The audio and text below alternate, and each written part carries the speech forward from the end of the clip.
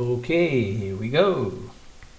Hello, Frantz Kantor here again, cartoonist, illustrator, toon talker. I'm here and I'm going to do in honor of Halloween. It's a big honor, isn't it? So I'm going to draw someone that I'm a big fan of, and that is, that's not Doc. That's this guy here, this kidney bean shape. And that guy is going to be, hopefully, if I get my act together, that's going to be this fellow, Stephen King. So Stephen King is a great horror writer, obviously, and he was born in 1947, September 21st. So he just recently had a birthday. He's a horror and supernatural fiction, suspense, crime, science fiction, fantasy novel writer. He's won a slew of awards. Oh my gosh, so many. It's like, Bram Stoker Awards, World Fantasy Awards, British Fantasy, lots and lots of awards. So I won't go through his beginnings or his early life. I just thought I'd mention some of his titles which would come to mind, which would be favorites. They're favorites of mine. But I go through the filmography, actually. So 1976, the first film I saw of his was Carrie, and really enjoyed that. 1980, of course, was The Shining, which I still haven't seen, believe it or not. Haven't gotten around to seeing The Shining, as it was called on the Simpsons. Creepshow I really enjoyed. Cat's Eye, of course. Silver Bullet. Creepshow 2, Tales from the Dark Side. Pet Sematary was fantastic. Sleepwalkers, brilliant again. The Stand, The Langoliers, Thinner. He's done an episode Chinga from the X-Files. He also did a Shining mini-series. And he was in an episode of Frasier too. Wow, pretty cool. What else has he done? Diary of the Dead. Lots and lots of stuff. Of course, one of the scariest monsters would be from Salem's Lot, and it was really exciting to see that. Mr. Barlow, remember him? Ooh. So what I've done is I've kind of let's go to the reference material. You can see it's quite iconic, very easily recognizable. He's got some very strong features, very large lower portion of his face. So the jaw and this area of the mouth is quite strong.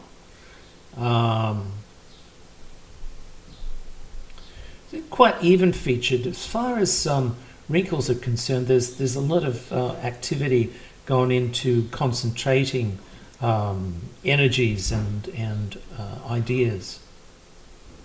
So we'll have a look at that. We'll talk a little bit more about that as we go on. This is a very zany picture of him. So I thought we'd actually look at this is him today, I think. I thought I'd work from this photo because it's a 3/4 view and it's a sort of a nice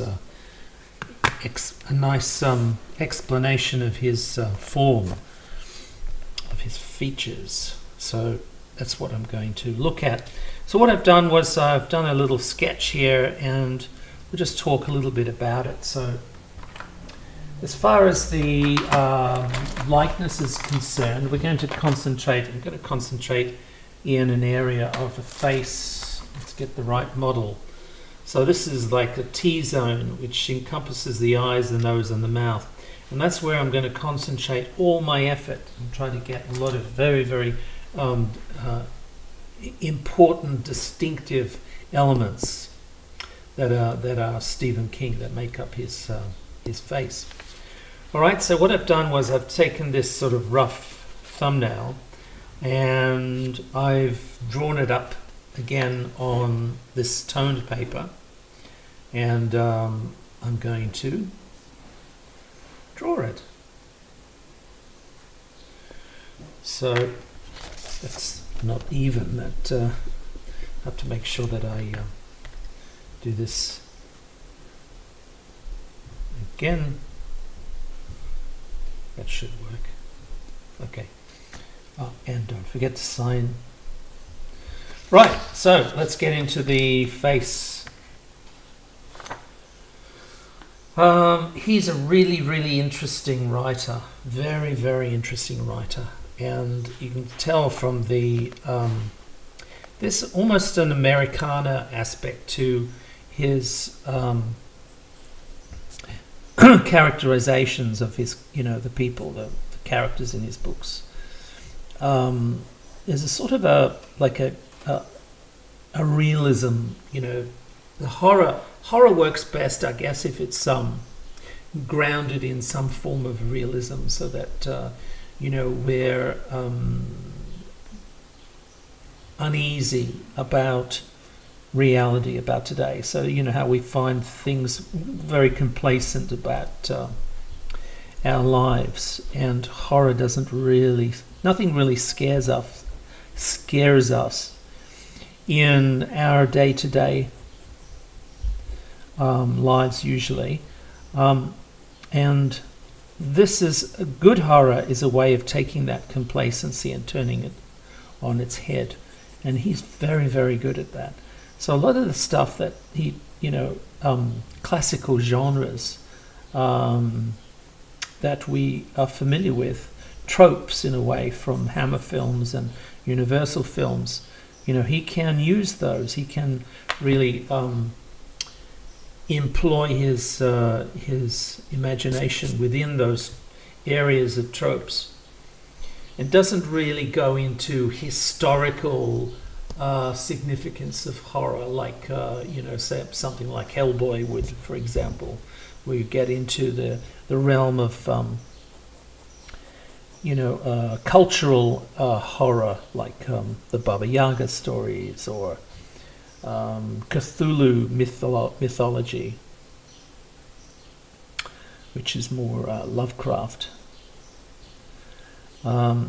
He'll use like a traditional thing, like in Salem's Lot. So basically a story of a vampire coming into a haunted house that has a lot of bad memories, of course, and it's kind of a focus of the old and the new, the old and the familiar, the unfamiliar and the familiar. There's a lot of things going on in a horror story, especially a Stephen King horror story.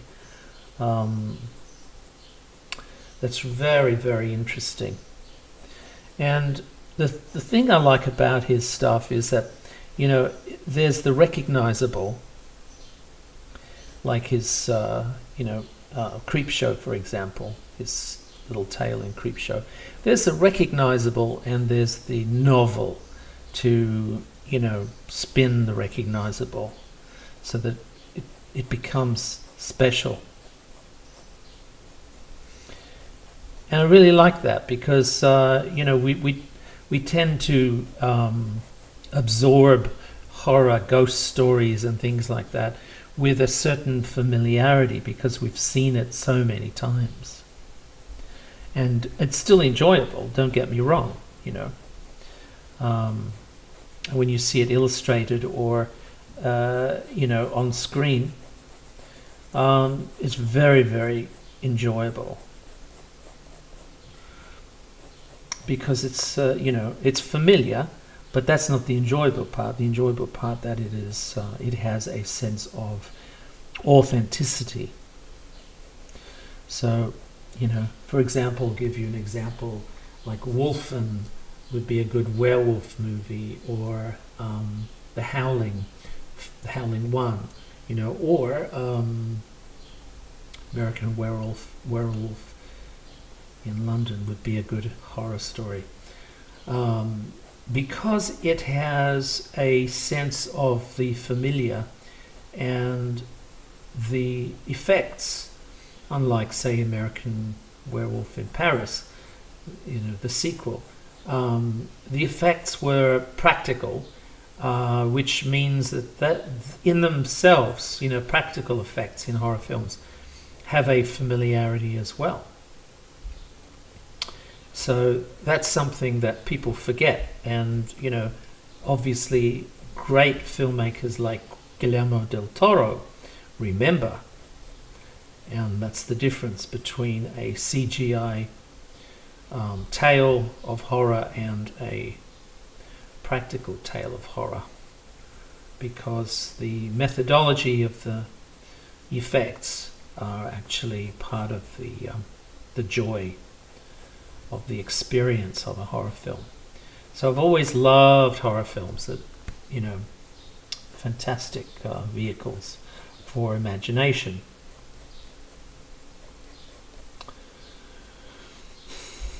And horror stories, in fact, 99% of the books that I've read, and I used to read books a lot when I was a kid.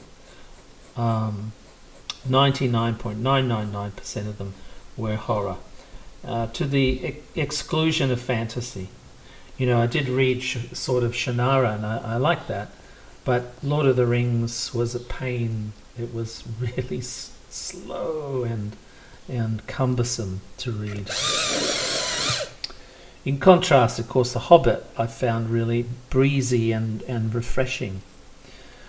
I think, it's the shortness of the stories, getting to the point quickly without too much exposition and too much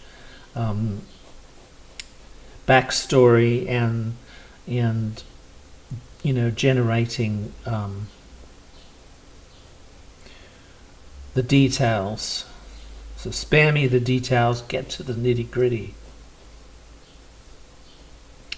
So I really enjoy that. These are really interesting glasses he's got here. They're quite, they're spec-like, but they have a very interesting take.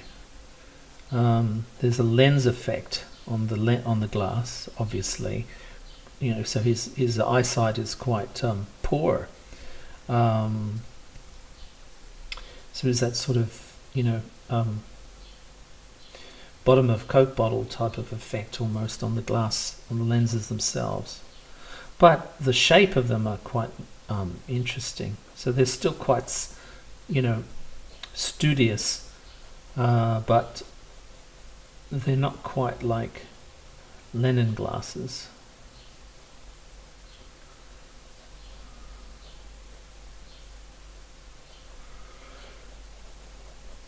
So probably the scariest of Stephen's stories would be,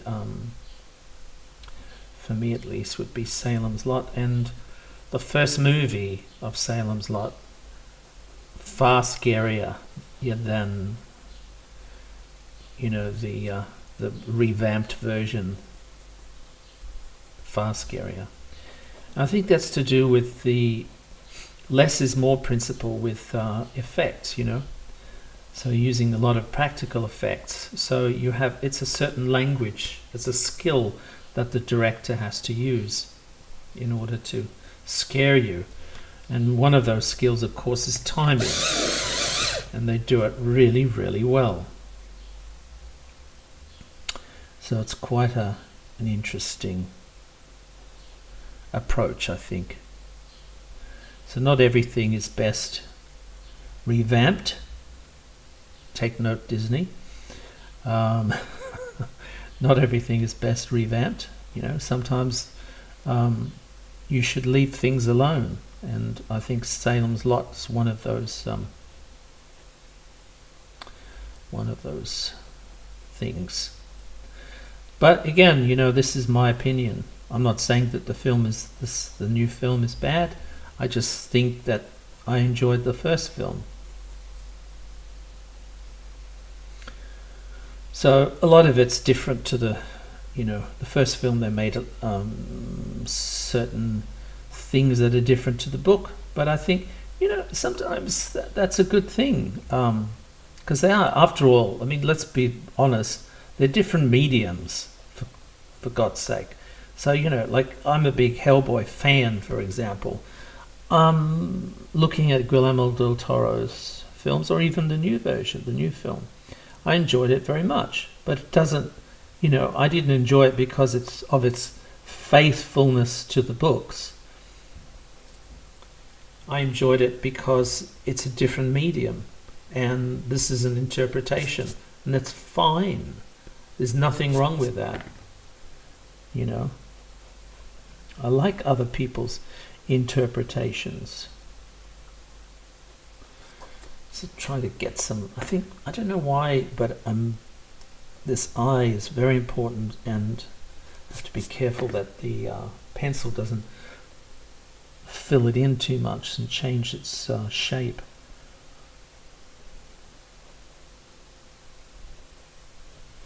Okay.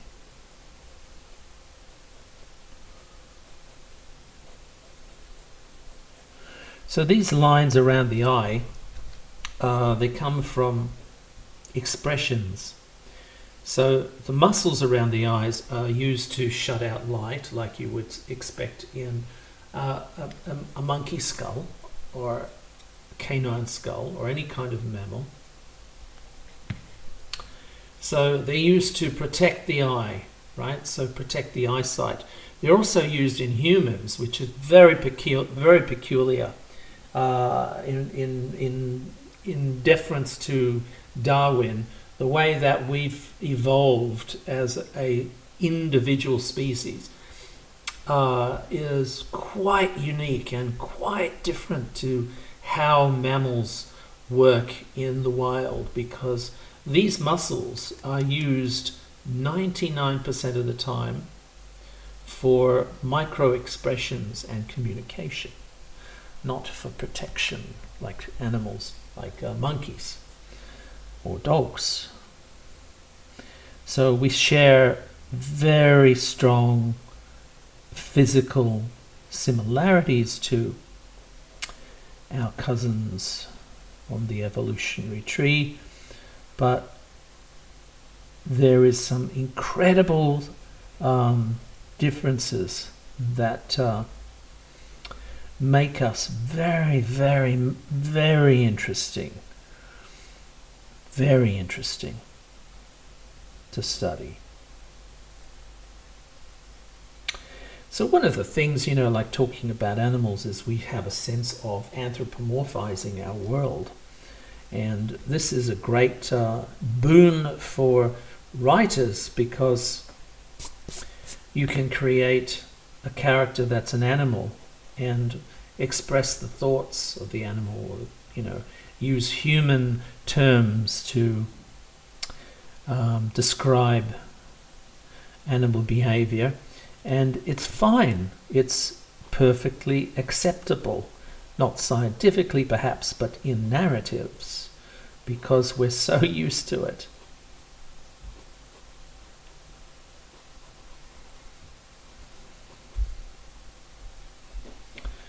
Drawing similarities between animals and humans is part of our thing. It's a part of our shtick, in a way. He's got some great muscles around his mouth, so he's not just involved in his head, he's involved in communication, and that's quite a telling thing, because, you know, he's not sort of an introverted personality that you would expect from an artist or a writer. He's quite extroverted. At least that's what the muscles are telling me, because there's an awful lot of communication going on. Use of these muscles. Muscles tend to get very, very strongly developed the more they're used, right? Which is a given, okay? But remember that all of these muscles on the head, on the face, are used as well. They're all muscles, and they're used very particularly for communication. So, you know, if you were expecting to see squinting or wrinkles or something reflecting and a life spent outdoors, for example, if he was a fisherman, certainly that would be the case, you know. A lot of those lines would be in relation to his experience, physical experience outside, not his emotional experience in communicating with other human beings. But with Stephen, his communication is literary, but not solely literary. It's about ideas. What is literary? It's not just, you know, sitting in a garret writing. It's communicating ideas. And successful writers have to be gregarious, they have to be alive to the audience. And I get that sense of aliveness from the muscles in his face. So I've got some, nearly there, we've get some very particular forms in the teeth. It's nice. I think we'll carry that expression quite well. What else? It's the lips, of course, which are warmer. Try to get them working. There we go. And then he's got the, you know, 5 o'clock shadow whiskers. So we're going to try to get that as well, because it's part of his texture, you know. It's a little bit of, you'd expect a little bit of unkemptness in his features.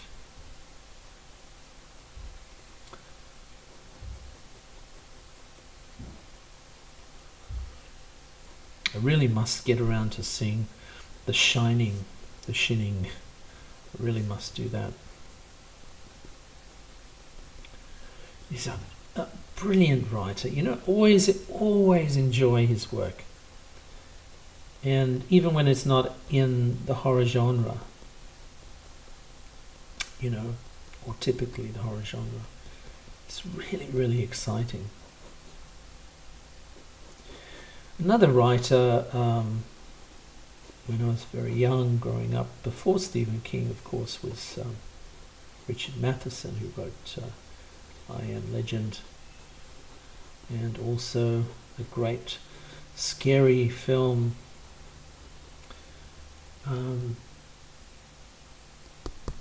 about a truck. Gosh, I've forgotten what it's called now. Duel. So there's something about the drama, the dramatic, scary dramatic stories when they're tackled by a horror writer that just seem to be incredibly potent and very, very powerful drama.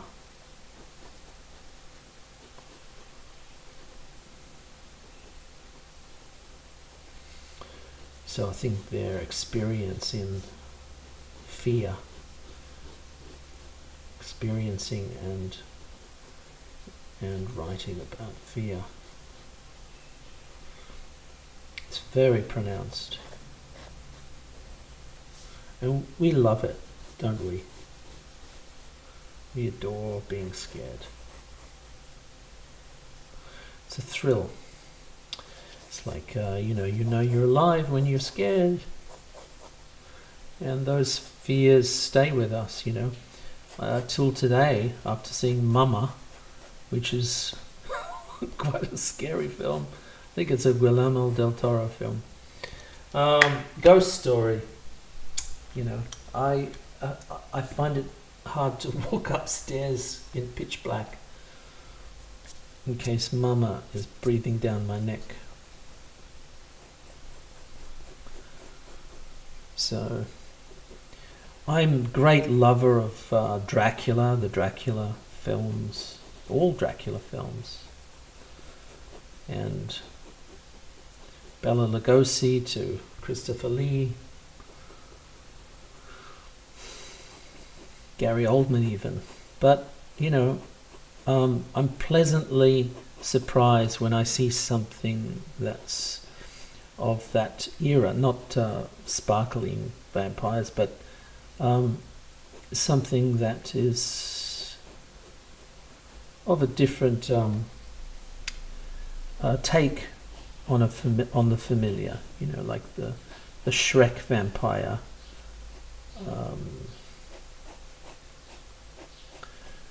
So the Mr. Barlow from Salem's Lot was very well received, and the dramatic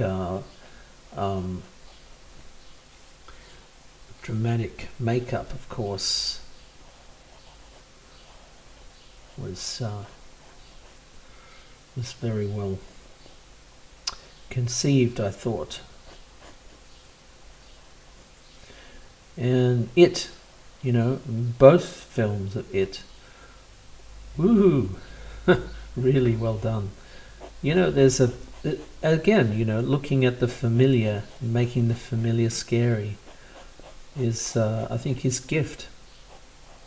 So he's like an historian in many ways of, the old, the classical, the Americana, whatever. But so he's more than a historical chronicler, and he's more than horror writer. He is a little bit of both.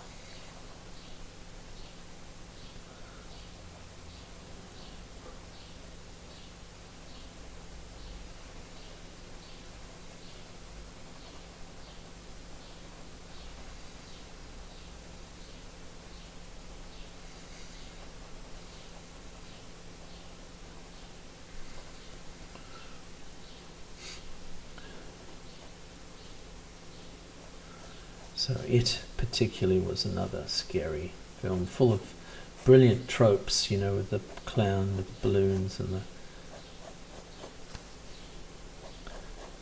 the spidery teeth, spidery teeth, the teeth, it's something like so monstrous. It's almost prehistoric, relying on a prehistoric fear of giant spiders. Whether that's right or wrong, we're all scared of spiders, but to have a giant spider, whoa.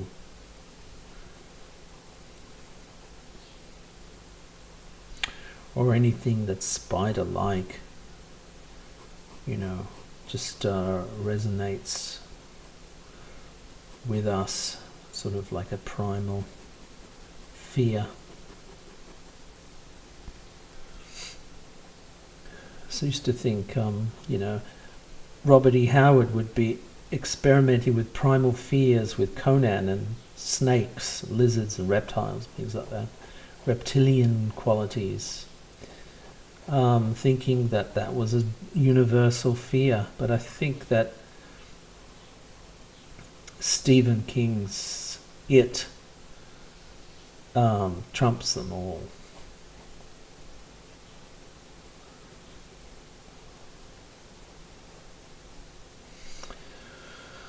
Okay, so I've opted for making the eyes quite small, but I have to get into the details. He's got light blue eyes, which means that the pupils are a feature.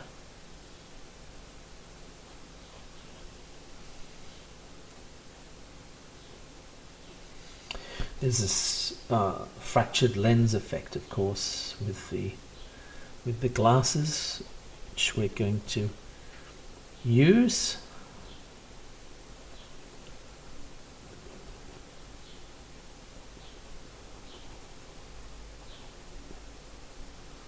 Cool.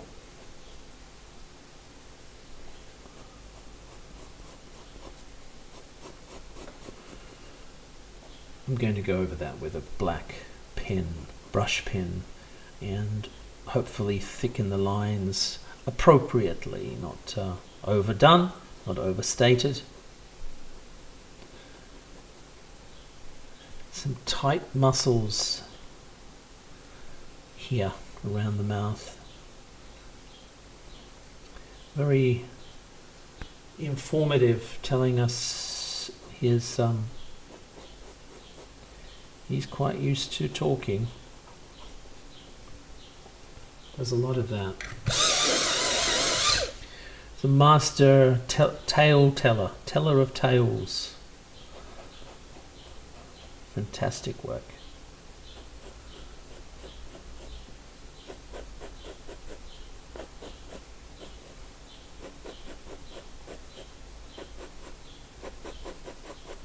Pencil's really good for hair, you know, it does, especially this salt and pepper. Can get the tone in there and the details of the hair strands themselves. Good.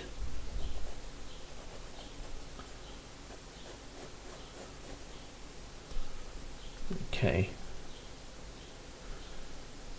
We slowly build up form, like the black pencil is to really articulate the form that's there with the brown pencil and to clarify it a bit better. So it does that really well.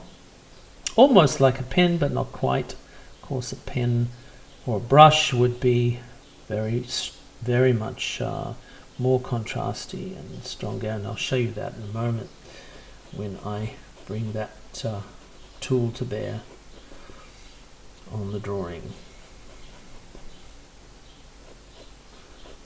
So when you move things around, you make some elements bigger, other elements smaller.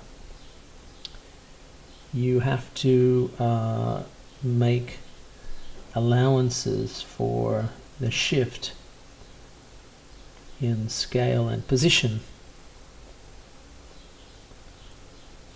So it's like reforming relationships between the lines and the shapes. It's got a lot of this fine web-like quality to these wrinkles around his eyes, which of course part of the most expressive part of the human being, of the human face.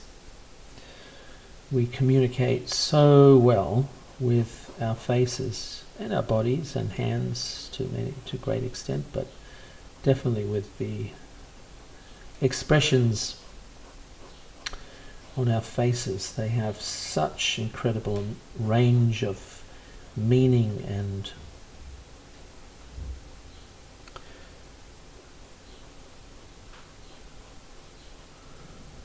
very, very interesting.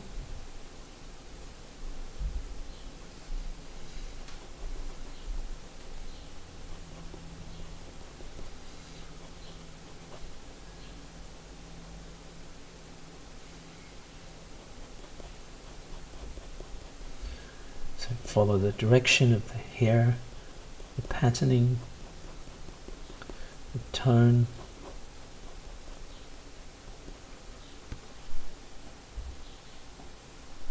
So far, so good.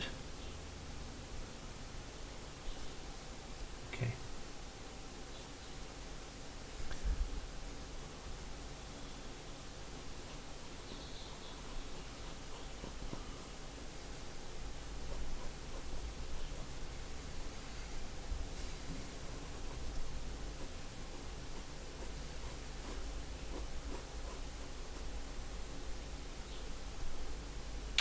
Aha. Okay, there's a stretching, a tightening for the lips.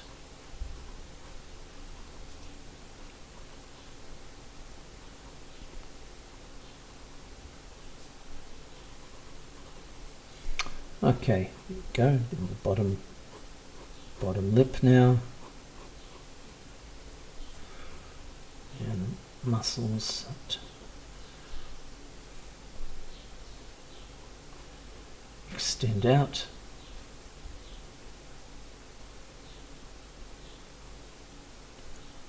Good.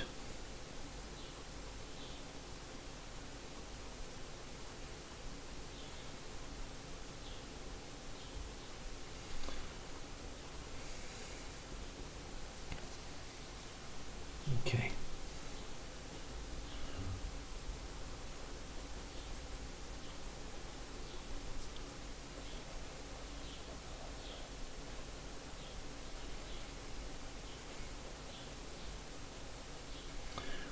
So it's kind of a staple, really, isn't it, in the video era, I guess.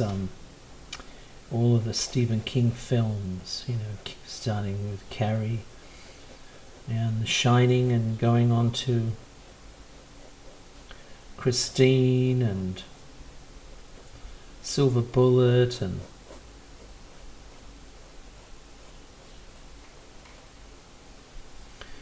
The Tommyknockers was a fantastic one. I love that.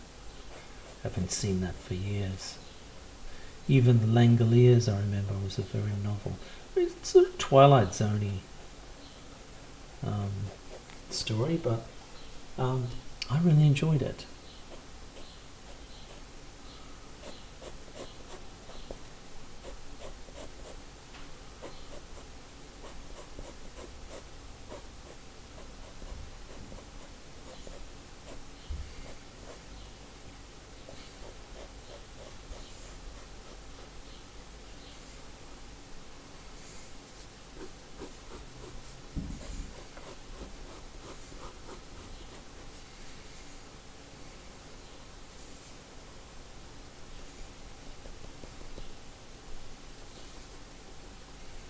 Cool.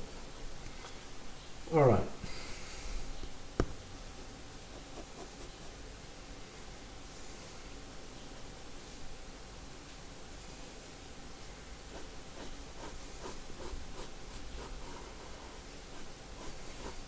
Nice strong features here. Very enjoyable to draw. Actually, the button's on the wrong side over there. I think. I'll put it over there. Make that the slit.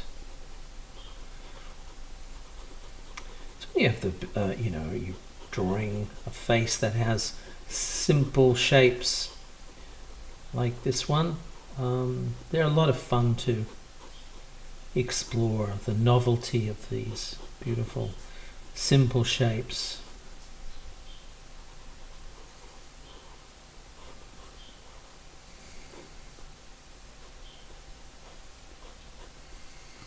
It's good fun.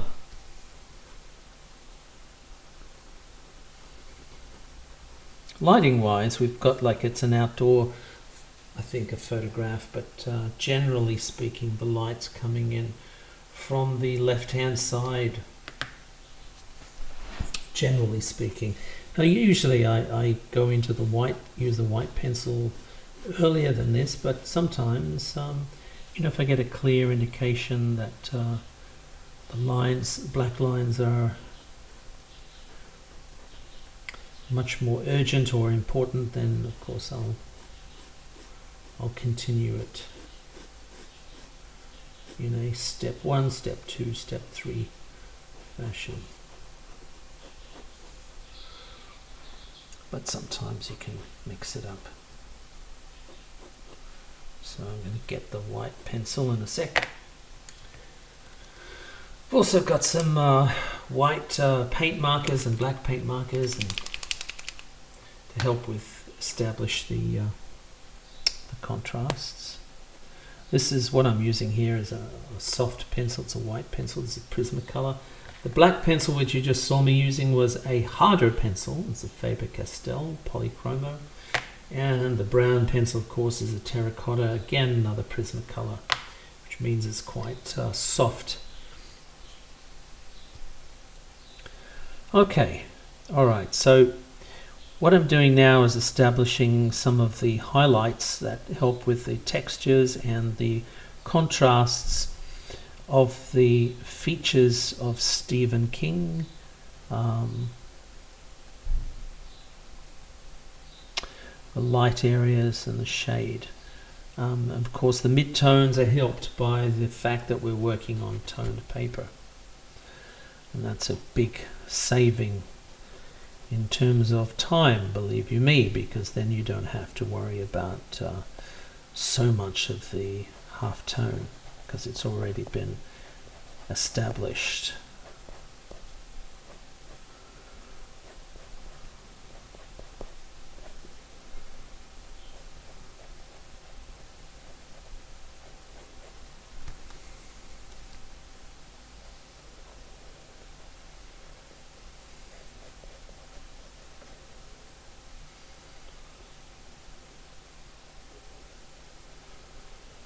So, as I grew up with horror films on TV, my kids grew up watching a lot of Chucky and horror films on DVD and video. I think video like, you know, Blockbuster, Video Easy, that sort of stuff. Remember those? I think there's one Blockbuster left in the world, I think. No more video shops. They've been replaced. They've served their purpose. Like CDs have served their purpose. Don't need them anymore.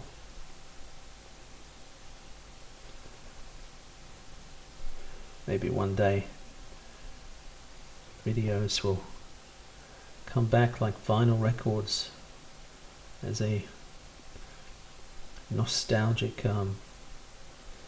element. Maybe even Betamax.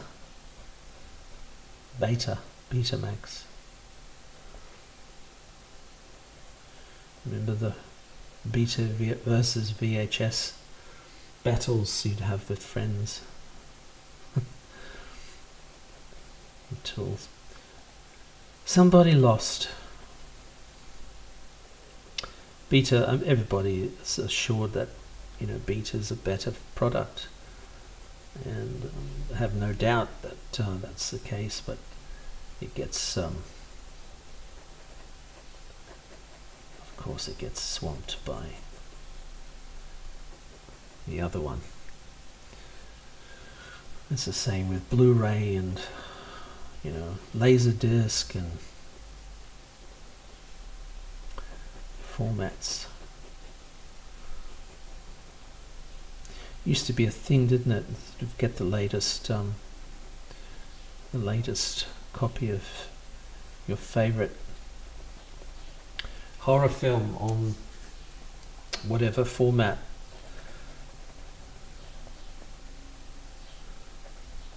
It was a big deal.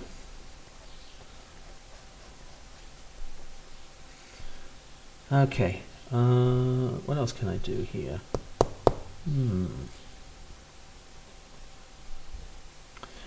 So the concept of using the white pencil is to create a sense of contrast without overdoing that contrast. You're not coloring in again.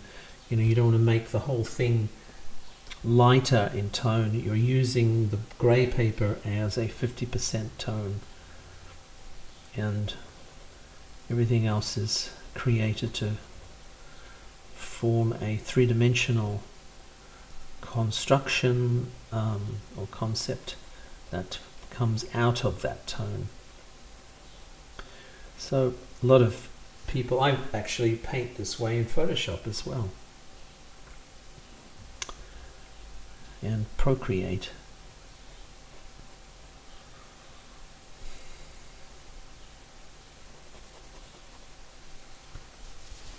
Although I must admit I haven't been very prolific in Procreate yet. Looking forward to getting better and working at it. There's a lot of gloss here. Teeth, again, the white of the eyes, the teeth, these are things we traditionally leave white or refer to as a white, texture. But shine is only really strong when it's placed against dark. So the light, shine works by creating a sense of contrast. And the contrast of the light, of course, is the dark. And, it's a good thing to play with that. Okay, it's getting into this, the chin is coming forward, catching more light, so we're going to put a bit more light there. Now, this area here, need to be aware of that this is quite a tight-lipped structure, the top lip. It's quite a hard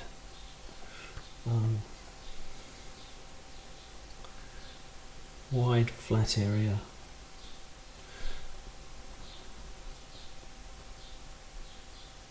Okay, so putting a side light down here just to catch the edge, give it a little bit more of a three-dimensional property. Put the highlight next to the shadow of the neck. Lighten some of the shirt.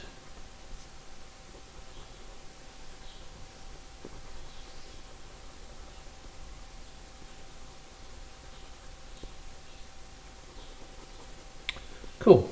All right. Nearly there, I think. I try to lighten this area so that the brows stick out a little bit stronger. There is some wrinkles coming in to the head where I can find them happening. Down here, so you can see that there's a lot of intensity. His work is quite involved and very, very, he's very, very immersed in that world building that he does. Very strong division between left and right hemispheres. You can tell with this furrow. It's not quite as strong as somebody that would be in, say, in politics, but like Rupert Murdoch, for example. But it's powerful nonetheless. There's a certain amount of power involved in that. Okay, let's see if I can get some points, highlights happening. Where I put the okay, so I'm gonna be a bit careful with this. Last time it splotched out. So this is a paint pen, and should actually wipe it. But let's see if we can get some highlights happening. So you look at the, what you're actually saying with highlights, the reflections in the eyes. Denote like a sharpness or a certain amount of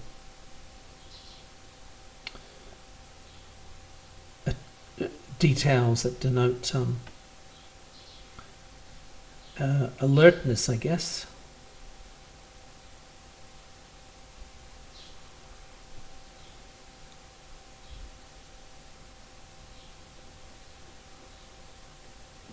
Cool.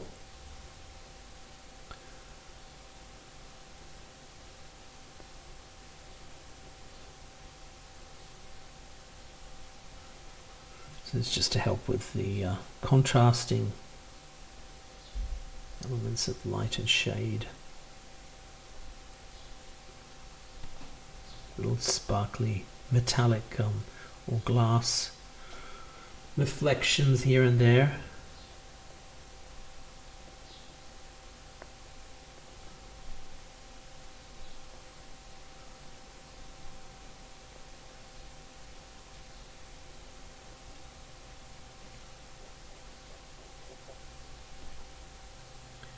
this is quite strong.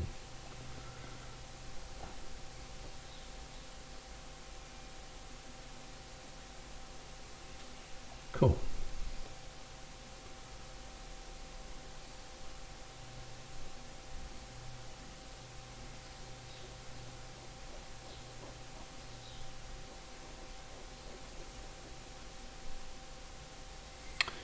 Just really to help with the, the shiny textural qualities. Of course, he has a beard. Just trying to get some of the reflections back into the teeth, so make them look more ceramic, shiny white.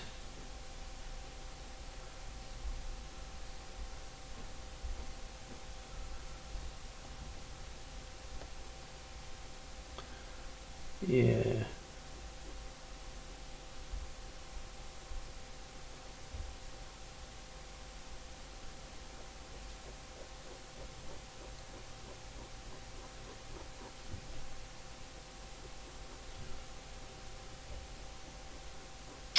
Love Halloween, anything to do with horror, like Friday the 13th or something like that. When I was a kid, they used to have horror films on at night on the Friday, and that was a big thrill. We didn't have so much. We didn't actually have Halloween growing up, so I mean it's fun.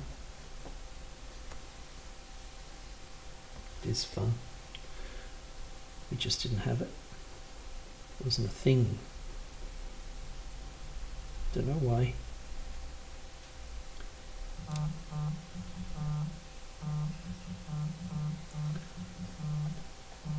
Cool. All right. Let's. I think I've got. Maybe put a bit more sparkle on the beard. Kind of break up that a little bit. Maybe do that over the side as well. Kind of makes sense. So it's sort of shiny but rough. And of course up here would be good too.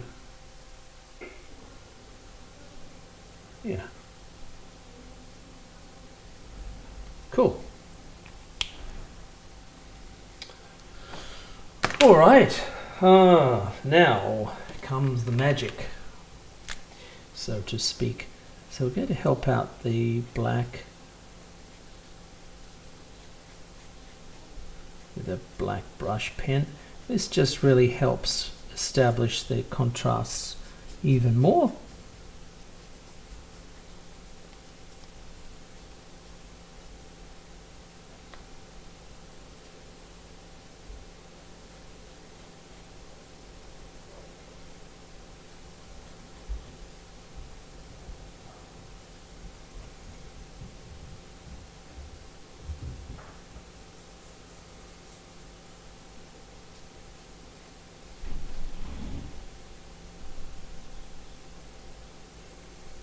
So thick and thin lines are really indicative of, it's like almost a comic book effect.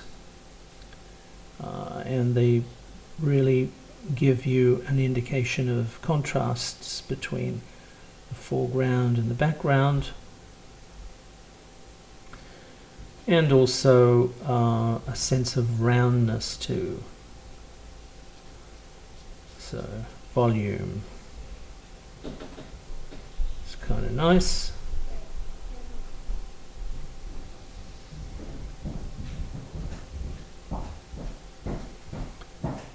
It's very good to do that.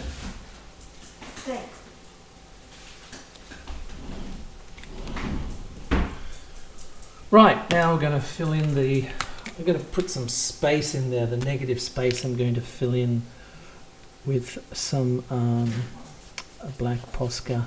It's going to be good stuff, good fun, and that's going to kick out the contrast from the background. even more.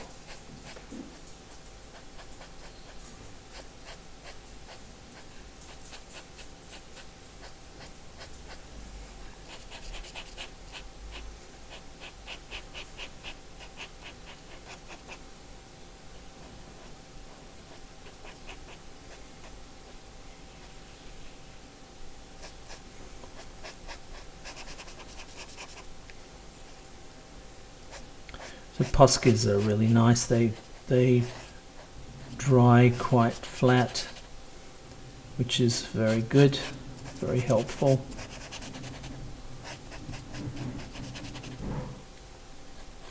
So I'm just cutting it around these shapes here. I'm not going to go inside the glasses. I think we'll just leave that where it is. This is just accentuating or exaggerating the contours even further. So the shape of the lines forming shapes, the linear qualities of the drawing. Good. So far so good. Have I got to like this? Don't know.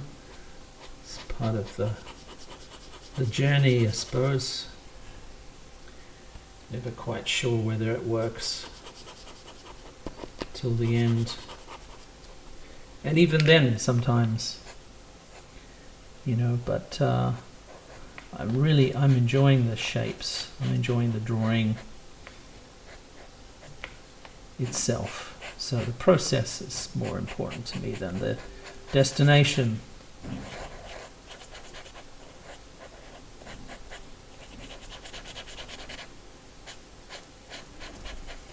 Which is, I think, as it should be, you know. The writing of the horror book is more enjoyable than the accolades. I think it would be really interesting to talk to Stephen to see if he ever wrote something that scared himself so much he had to leave the lights on. Has his imagination, is he able to capture all of the qualities of horror in his imagination?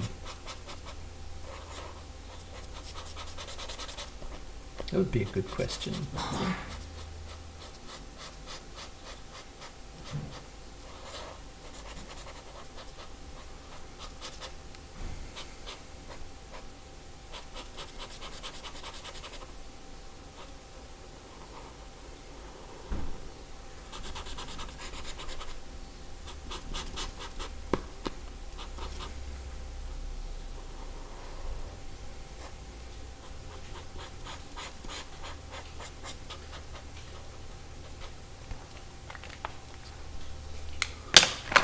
Right,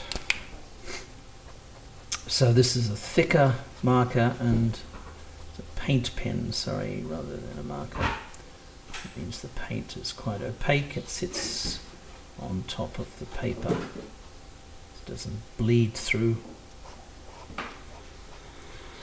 doesn't go through to the other side, see?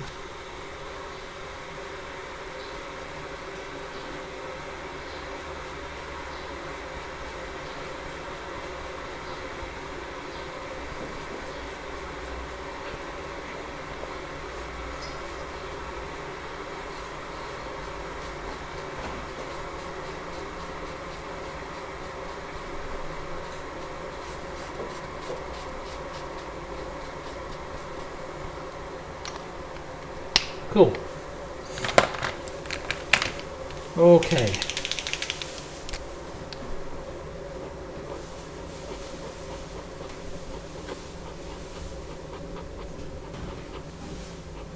The one and only Stephen King, horror writer extraordinaire. Good stuff.